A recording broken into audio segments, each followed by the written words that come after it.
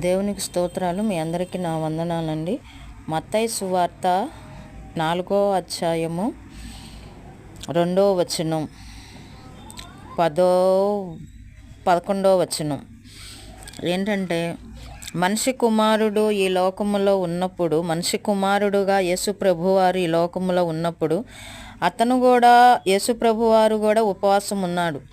యేసు ప్రభువారు కూడా బాప్తిసం తీసుకొని ఉన్నాడు. యేసు ప్రభువారు కూడా మనిషి కుమారుడు గనుక ఆయన కన్నీళ్లు విడిచాడు. యేసు ప్రభువారు గనుక ప్రార్థన చేసి ఉన్నారు. మనిషి కుమారుడు గనుక ప్రార్థన చేసి ఉన్నాడు. మనిషి కుమారుడు గనుక బలహీనుడుగా ఉన్నప్పుడు దేవదూతలు వచ్చి బలపరిచాయంట. మరి ఆయన ఆకలి గొనుగా 40 దినములు 40 రాత్రులు ఉపవాసం ఉండిన పిమ్మట ఆయన ఆకలి గొనగా, మరి అపవాది శోధకుడు 3 రకాలుగా యేసు ప్రభు వారిని శోధించాడు. తర్వాత శోధింపబడి సాతానుని గద్దించిన తర్వాత అంతటా అపవాది ఆయనను విడిచిపోగా, ఇదిగో దేవదూతలు వచ్చి ఆయనకు పరిచర్య చేసిరి. మరి అతను ఆకలిగొని ఉండగా దేవదూతలు వచ్చి ఆయనకు పరిచర్య చేశాయంట. మరి అదే విధముగా ఆయనకు మరలా ఒక కష్టం వచ్చి ఉన్నది. మరి సిలువ మరణమే ఆయనకి కష్టము గనక ఈ లోకంలో మనిషి కుమారుడుగా మరి అతను భరించలేనంత విధంగా, మరి అది తట్టుకోలేనంత విధంగా అతను యేసుప్రభు వారు ఉన్నప్పుడు ఆయనకి తండ్రికి ప్రార్థన చేసి ఉన్నాడు.